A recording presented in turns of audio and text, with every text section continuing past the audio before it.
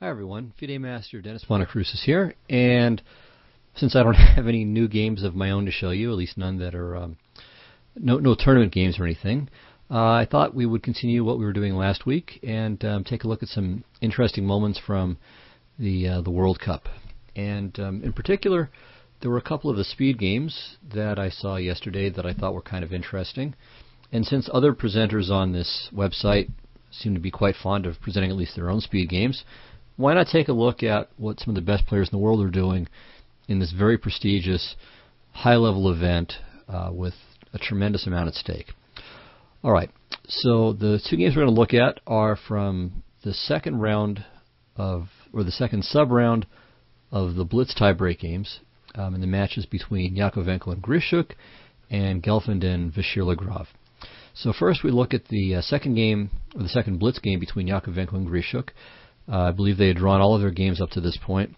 Well, up to the Blitz games. So the two classical games were drawn, the four rapid games were drawn, but the first Blitz game was won by Yakovenko with black in a Catalan. So this was a must-win situation for Grishuk, and he had black, which made it even tougher, but at least in a Blitz game, more variability is possible. So they reached this position, and so far it's pretty good for Grishuk. I mean, he's won a pawn. Unfortunately, we have opposite-colored bishops, and white seems to have what at least looks at first sight like a blockade. But at second glance, maybe it's not so clear, because ideas like this are at least present in the position. Black to move, maybe he could play something like bishop to d3, king f3, swing the rook over to here, play e3, and this rook h1 mate idea is definitely a problem for white. Now you may have noticed that this takes more than one move to execute, so that gives white, needless to say, a little time to do something about it. Now he could save maybe a little time by playing rook to f2 first, and then try to set all of that up. But really, white has enough time, and in fact he can just sit here and be completely okay. So for instance, bishop to g5, bishop to d3. Can even mark time again, bishop c1, and now whether we try rook f2 or king f3, in either case white plays rook takes c6 and is absolutely fine. So king f3, same thing, rook c6, and before e3 is going to happen, or well, not before, but if rook e3 happens before the mate ever gets to show up, white just plays rook f6 and rook e6 if it's necessary as a check, and takes the pawn on e3, and all is well. So really white has no worries here, but there are ghosts in the position. So I mean this is kind of scary, and it's a Blitz game. We're here on move 55 now for white, and even though they're playing with an increment, it's 3 minutes for the game plus 2 seconds added with every move. Even so, I mean the players have got to be really short on time now, and Yakovenko must have felt that the safest way to handle this was with rook to e3. But it turns out that this is actually a big mistake, a losing move, because after bishop to d3, white's not going to get mated, that's true, but the problem is, well, there are a number of problems. First of all, he has no counterplay anymore, white doesn't, so black's c6 pawn is safe, and white's a3 pawn is now in some danger, and after king to d1, it's even worse. In fact, here black is just winning by force. So see if you can figure out how black wins the game at this point, or could win the game at this point. Well, the answer is simply this, king f2. There's one basic threat, bishop to e2 check, and there's no good solution, basic or otherwise, that white can use to finagle out of this mess. If he moves the rook, it doesn't matter, bishop to e2 is mate then. The exchange sacrifice with rook takes d3 is hopeless, and if you try bishop to d2, that stops bishop to e2 check all right, but then black just checks on the back rank, sacrifices the exchange, but wins the rook, so nets a piece out of the deal, and this is obviously a trivial win. So king f2 would have just won the game right away, probably would have forced resignation right here, and then they would have been on to further tiebreak games. Okay, well instead Grishuk played rook to a1, and this doesn't actually hurt anything yet. Okay, Yakovenko played king to d2, and now, in addition to the move that Grishuk played, which more or less repeats the position. You could have played king to f2.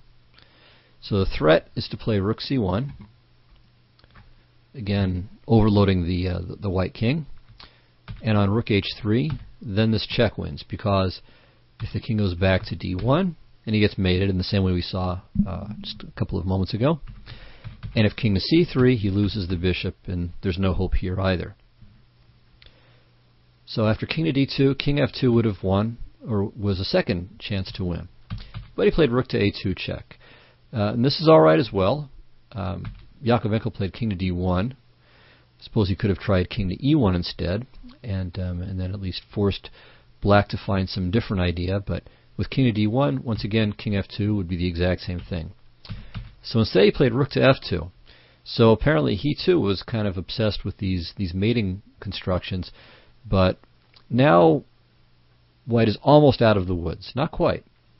So he played bishop to d2, and here there's one final way for black to win the game, but this one is much more complicated, and I'm not nearly as sure about this as I was for the other 3 wins. So you might want to try to work this out, but this is really more like a project than anything you can just quickly solve, I think. Okay, well the start is rook to f3. And what black is going to try to do is achieve e3 and simply get this pawn far enough that it becomes a really dangerous unit in its own right. Now, rook takes f3 is hopeless, e takes f3, and white has to immediately give up the bishop for the pawn. So he could either retreat the rook, and then if he does though, then king to f2 followed by e3. So a4 is as good or bad as anything else. King f1, a5, king g2, and now white has to play rook e1 anyway. Okay, well now king f2 and e3 as mentioned.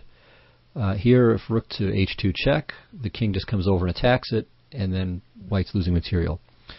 So bishop to e1 check, king g2. Okay, the rook's got to come off the back rank. Rook to f5, rook e8, e2 check, king d2, rook to d5. And now the idea is simply to retreat the bishop and play rook to d1 and king f1 if necessary, and then queen. And it turns out that this is actually a very simple and effective plan. So king c3, okay, king f1 first, bishop h4, bishop h7, so similar idea. Going to play rook to d1, okay, rook f8, bishop f5. So that's why the bishop should go on this diagonal. And here white is again lost. So for instance, if rook e8, this makes sense, trying to stop e1 queen, and also with the further idea that if the rook goes to d1, then rook f8, just going back and forth here, black has this little sneaky move, rook to d3 check, and then after king c4, or maybe king b2, rook h3.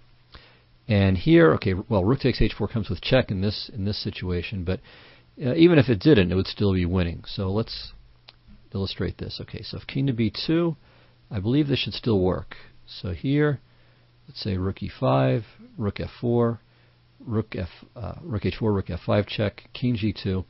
White's king is too far away to help, so we're basically going to have a kind of Lucena position finish here, where the rook will come to h1 and help promote, and if we keep checking, then we build our bridge. Well, or even better, king e3, and rook e5, rook e4. Okay, so that was rook e8. And if he tries to just wait with rook f6, well, you queen, takes, rook c6, and bishop to d3. And this is a win for black as well.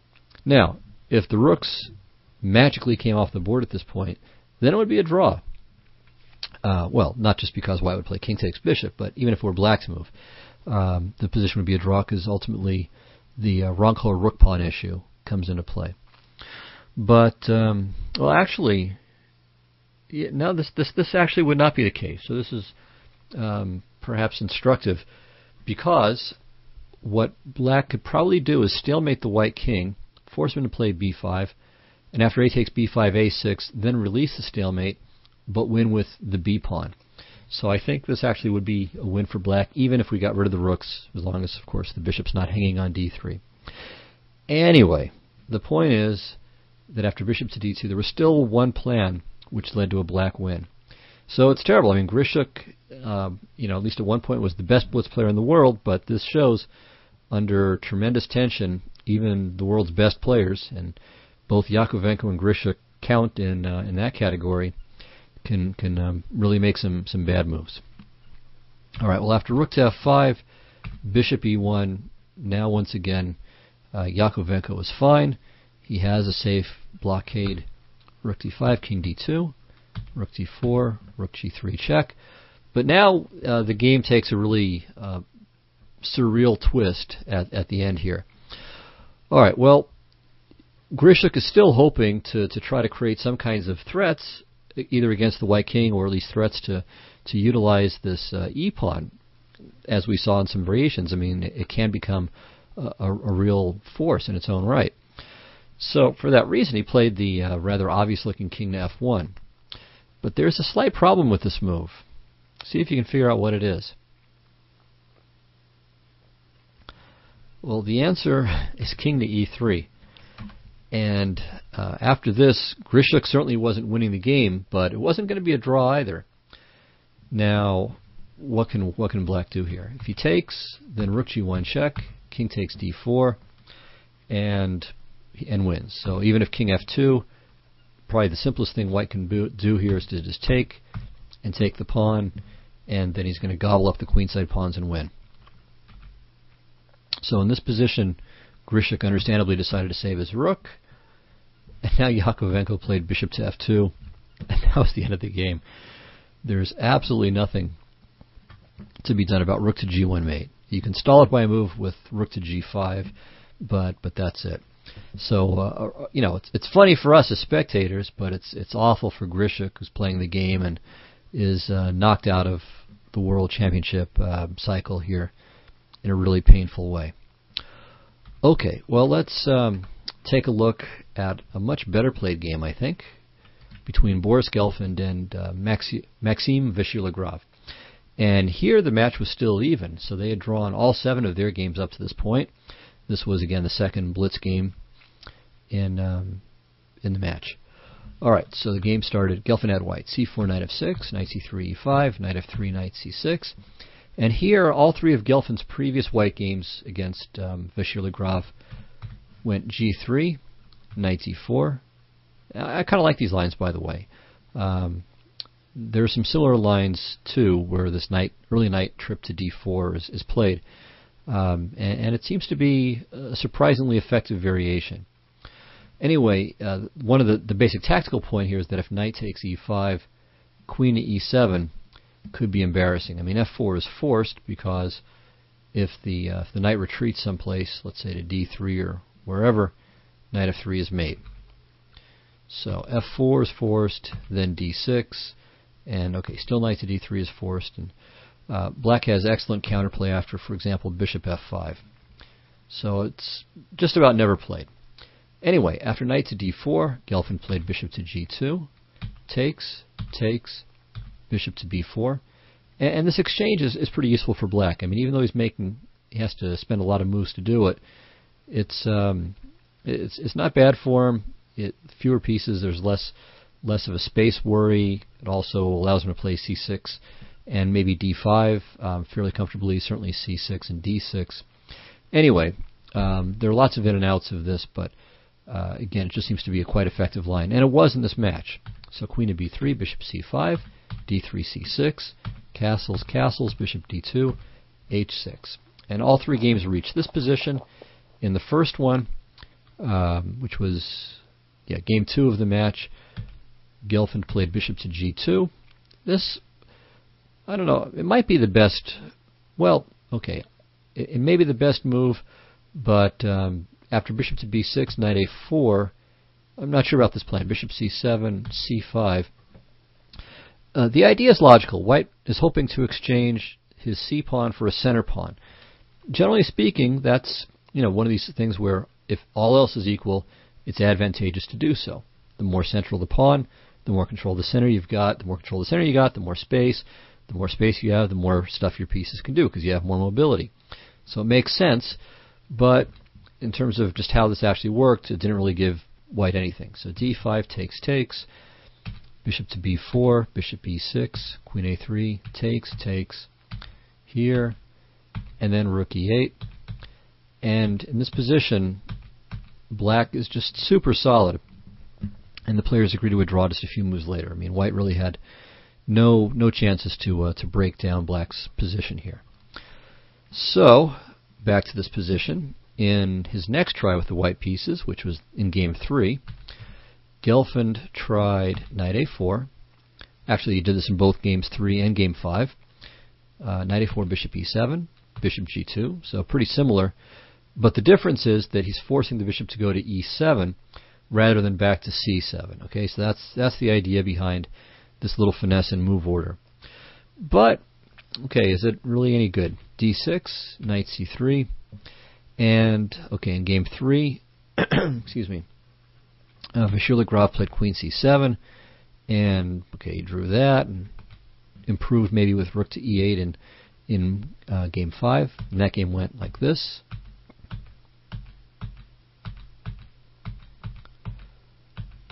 And it looks like white's making real progress here. So the bishop on g2, it's got this nice, bright, sunshiny diagonal. The f-pawn is ready to roll. But in fact, black, with some very accurate and active moves of his own, managed to keep the balance. So he played f5, not allowing the pawn to keep going.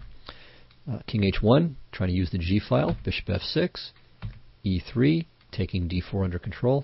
King h8, d4, rook b8, getting off the diagonal and taking the b-file.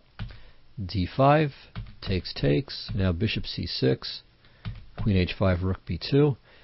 And the game kind of continued in this vein where for every active move white made, black had one right back, and this game was also drawn. So I remember thinking before this game, or at least as of that third game there in the variation, that Gelfand's got to find something new to play against him, or he's not going to advance. And finally he did. So here in the 8th game of the match, his 4th game with the white pieces, he played a3, 2 exclamation points. Now, in fact, this isn't such a stupendous move. I mean, it's perfectly reasonable. If we think about the English as kind of a reversed Sicilian when black plays e5, well, there are all kinds of Sicilians where black plays a6. So this can't be a bad move, and it stops bishop to b4 lines as well. But and also the point is, as far as knight to d4 goes, now that the g2 pawn is still here, whoops, is going this way, there's no reason why white can't meet knight to d4 with simply knight takes e5. So now queen e7 doesn't bring any threat after the knight moves. Okay, so what should black do here? He could play d5 and go into this kind of reverse dragon, and actually it's the most common move, but the second most common move, and it's pretty close in frequency and actually scores better, is a very logical move, and I would say a more logical move. It's a g6. And, okay, this is a variation where a3 really doesn't have any special meaning at all. So here's how the game continues. g3, bishop g7, okay, both sides castle, both sides push their d-pawn. Okay, h6. This is typical, preventing bishop to g5. Because you can see, I mean, white has a lot of force directed at the d5 square. So there's the pawn, there's the knight. This bishop could join in the action. This knight could sometimes join in the action. The only minor piece that doesn't really help in that fight is this bishop on e3. It's kind of the odd man out. But with bishop to g5, let's keep everything in red here, and bishop f6, well, now that becomes an indirect way to fight for the d5 square. So h6 cuts that out. Okay, rook to b1, bishop e6, b4, queen d7, b5, knight e8, and now Gelfand has nothing better than a4. So we see that g6 kind of paid off. White has gone into, it's a reasonable line, but, one where he's maybe wasting a tempo. And in fact, in the database, there are 4 games in this position, and in 2 of them, it's white to move. Okay, on the other hand, depending on what you think of this variation for black, you might think that it's worth white spending a tempo just to get out of that line. And I'm also inclined to think, from a practical standpoint, it was worth white spending that tempo just to make Vachier-Lagrave play chess and not be able to smoothly, just bring out his preparation and hold the game. So it's a typical position for an English. Black is at some point going to have to try to do a little building in the on the king side, moving the knight from f6 and playing f5, probably. Another idea is just to play c6 and maybe slowly but surely go for d5 and try to push forward that way. And white, for his part, is going to try to take advantage of his space advantage on the queen side. Somewhat like a King's Indian classical system, but a little bit different. Obviously, it's different pawn structure, but you have the same kinds of issues of space and trying to make the most out of the side where you have an advantage. Okay, well here black played bishop to h3, and white reacted pretty typically, knight to d5. So we take advantage of the fact that the knight can now go there, and black doesn't really want to make this exchange on d5, because if he does, then the c7 pawn, is obviously becoming a target. Let's do it. Let's put the sickly yellow color. And the funny thing is, with these chess-based colors, I'm not sure if there's like some canonical way to use them. I've seen, like on chess-based DVDs, every single person who records one uses these colors differently. So I don't know. I think most of us just use green most of the time because that only requires using one finger, whereas the yellow or red require multiple fingers. Anyway, I think my general default is green is usually, again, the default, generally used in a favorable way. I usually only use yellow for a weakness, and I think that's kind of appropriate because it's kind of a sickly yellow color. So, it's the look of a jaundiced face when someone is sick. So when there's a weakness, I kind of like using yellow for that. And then red I'll sometimes use just to contrast with the green. So if I'm showing white's plans in green, I'll show black's with red.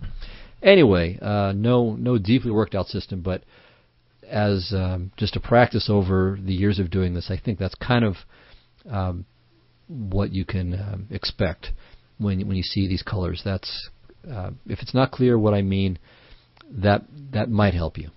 Okay. Anyway, knight to d5 is the right move for that reason. Well, it's just a great square for the knight, and that's what white is. What we'll do if black makes the capture. Okay. So bishop g2, king g2, and knight e8. All right. So again, f5 is definitely part of the plan, and also white's threatening simply to win a pawn by taking and playing bishop h6. Now, there are various things that black could do about it. He could play king h7, but since f5 is part of the plan, that's not so bad. And also, black wants to play c6, and it's useful to make the white knight retreat rather than giving him this easy exchange. Okay, so knight e8. Here, Gelfand played a new move, but it's not a new idea at all. He plays e4. There's a game between Sewell, who I haven't heard of, but he's a 2400 guy, and Christopher Lutz, who I have heard of. He's a good German grandmaster. That game continued queen to b3, knight e6, bishop a3, rook b to c1. So clearly white's aiming to play c5 at some point, or at least sure looks like that's his intent. Okay, f5, queen c2, c6, and black seemed to be fine here. The game ended up a draw. Okay, so e4 I think is quite sensible. Anyway, Vachier-Lagrave played knight e6, potentially going to the d4 square, and certainly covering d4, not making it easy for white to play d4. That's another typical white idea, is to go for this. Well, we've got three guys on it. Maybe I should have done that in red. Anyway, bishop to b2. So again, kind of ready to push forward. And here, black should have played c6, and it's what I expected too, especially now that the b file is blocked by the bishop. So this looked sensible, and I think the position is about equal here. So instead he played f5, so a very aggressive move. And here, see if you can figure out what Gelfand ought to do. So I remember he took quite a while here. Okay, again by the standards of a speed chess game, but still. And I was happy to have figured out the move too before he played it. Okay, well, let's think about Black's last move. Of course, he's trying to expand on the king side. He doesn't want to. He could play f takes e4, but it's also quite likely that he'll play f4 and engage in this general kingside advance of a kind of a King's Indian-like fashion. Now, f5 does weaken some things, though. So there's always the possibility, and King's Indian players will certainly know this, that when you play f5, you can sometimes get weakened on the light squares. And so the right move here, I think, is knight to h4. Actually, I'm pretty sure that this is the right move. Not really unsure about this at all. And in fact, there's two ways to come up with this. So there's the weakness aspect, and we'll certainly see that on display in a very clear way. But a second way in which knight h4, I think, quickly comes to mind is that you might think, well, what can white do here? There's no immediate plan. You can't play d4 because you're hanging the e-pawn for starters. So I thought, okay, maybe I can play something like rook to e1. Okay, but rook to e1. Okay, I didn't really look at rook e1, but I looked at queen e2. Rook e1 would abandon the f-file and is very dangerous. Queen e2 could be played, but still, okay, f4. And then what's the queen doing there? And also, if you play queen e2, then you're not supporting d4 anymore. So rook e1 keeps d4 supported by the queen, but abandons the f-file. So that plan doesn't really look like it's working. c5 isn't working, and it doesn't really look like a plan that could work anytime too soon. So if that's not happening, maybe we can find a piece that we can improve. Is it the knight on d5? Well, no, that's about as good a piece as we've got. The bishop on b2 is pretty good, because we would like to play d4 at some point. And when black does play f4, then d4 will be possible. The rooks might be a little bit better, but they're not too bad. The rook on f1 is protecting f2, which is quite likely to prove important. The rook on b1, okay, it's not fantastic, but there's not really any place where it's going to be any better. The queen isn't so bad where it is because, again, it supports d3, d4. What's left? Well, the knight on f3. It's doing absolutely nothing. It could help support d4, so that's one thing, but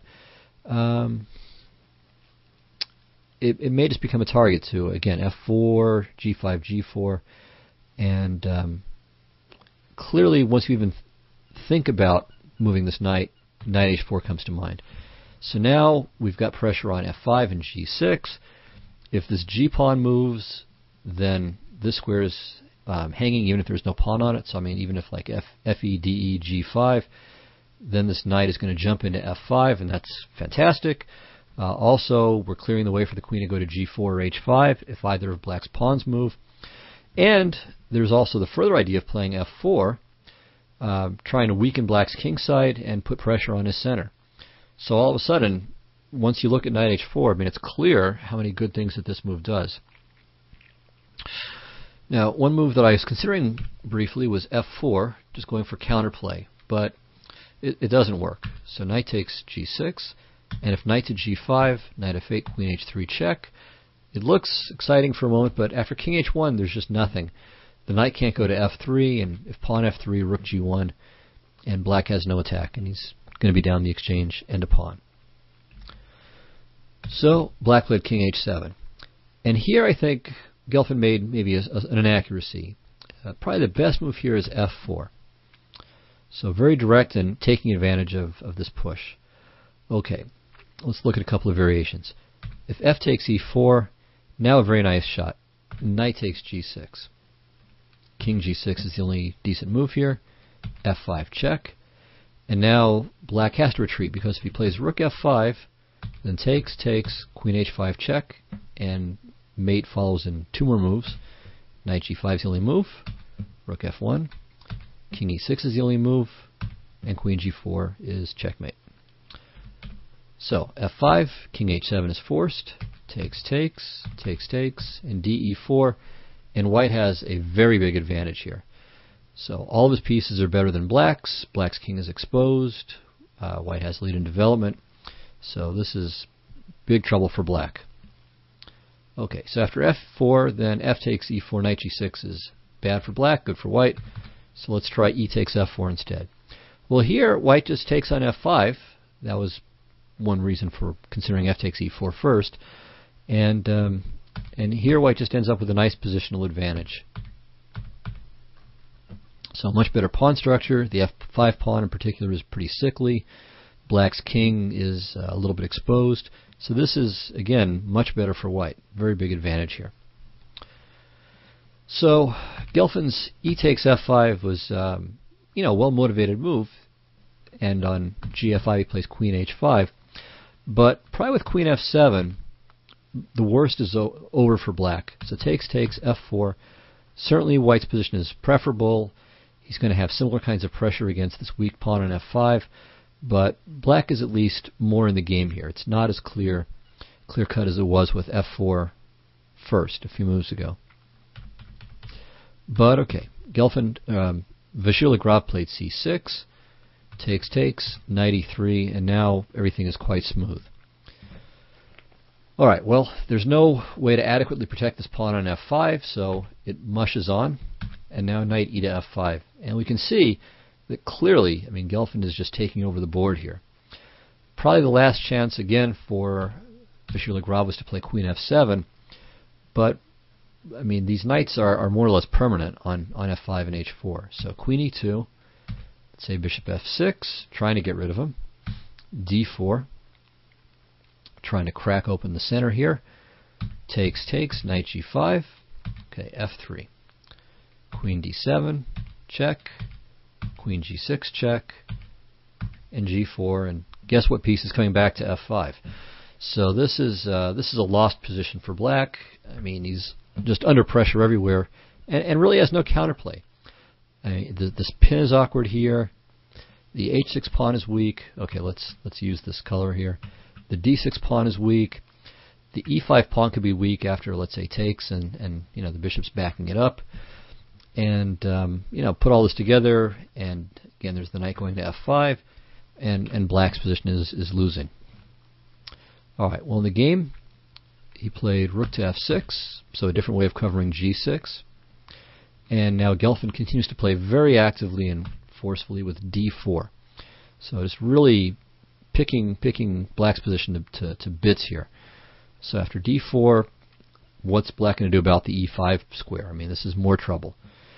So he just takes, and rook e6. If he goes back to f7, then check, and we just take, and then take on h6, and white's up a pawn for nothing, and all of the advantages continue to be there for him. So black plays rook e6, so keeping a little more defense on h6. Alright, white plays queen f5 check, and rook f to e1. So now there's a brand new problem for black to worry about. This poor, miserable pinned rook here on e6. Okay, we'll stick to yellow. Black has to play knight c7, and now takes, rook b7, and now you can see that all of these weaknesses are accumulating. So the knight's pinned, the rook is pinned, the king is wide open. It's just horrible. Vachier-Lagrave tried rook to e7, it's as good a try as anything else. And white has a number of really strong moves here. His solution was quite simple. He just took, played queen f4. So now he's threatening knight to f5 check as well, and he's up 2 pawns for nothing. King g8, knight f5, and black threw in the towel here. And not a moment too soon. He's losing a 3rd pawn. His king is still in trouble. This horrible pin on the 7th rank is deadly too. So game over here. So really excellent game by Gelfand, and so it shows kind of an interesting contrast between the two games. In the previous game, the tension and I'm sure time pressure too really produced some quite poor moves, well below their usual standard. But it's an exhausting tournament. These guys don't get a rest day unless they win early, and they can play. The biggest example, or the most extreme example, was the first round when Akobian and Tregibov played 12 playoff games before the match was decided. And so some of these guys have played well over 20 games at this point, and it's exhausting. And I think other than Mamedyarov, every one of them has played tiebreak. Somehow Mamedyarov hasn't had to, though now he hopes to. He lost in the first game of round 5 today. But everyone else has had to play tie breaks, and they're tired. So you can see from the Yakovenko-Grishuk game, the kinds of bad things that happen when you get exhausted.